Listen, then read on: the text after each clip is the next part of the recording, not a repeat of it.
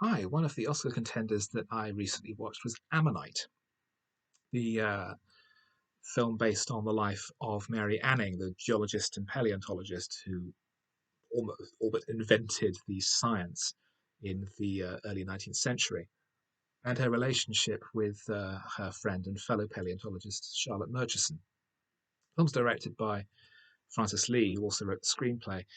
And my principal problem with the film is the screenplay, because although it's a well mounted, well constructed production with uh, beautiful photography, fine costume design and production design, and a good use of a quite sparse score. It has an absolutely appalling script. The issue is that the film completely fabricates, based on no evidence whatsoever, a romantic relationship between Anning and Murchison. As I said, there is no evidence for this in real life. They were friends, acquaintances, but Anning also had a close relationship with Murchison's husband. And the backbone of the film is how Anning was a woman ignored in her time, which is true, who contributed greatly to this scientific study, which is also true, but who also had this romantic relationship as some kind of symbol of her outsiderness in that period of time, which is a complete lie.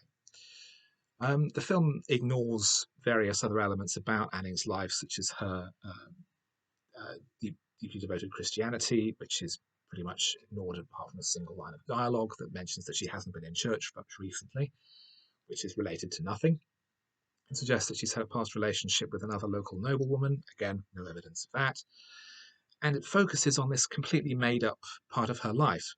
My problem with this is that the film is seemingly stating that the relationship between Anning and Murchison, this partnership, this friendship that pushed forward knowledge of geology and the origins of life on Earth, as well as scientific study and um, uh, making Anning one of the first major female scientists to gain recognition in her lifetime.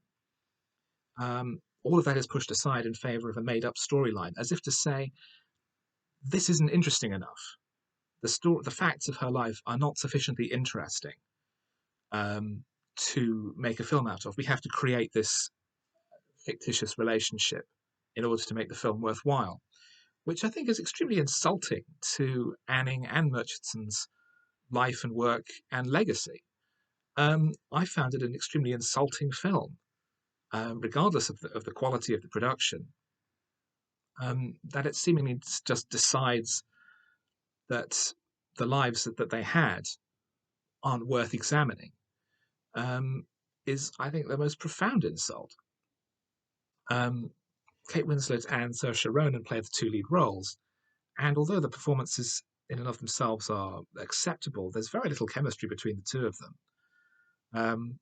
The relationship is played out in an extremely boring, rote way, and a lot of the symbolism in the film involving um, Anning's mother's porcelain figurines, which are supposed to represent the children she lost in infancy, and coddled eggs as though to represent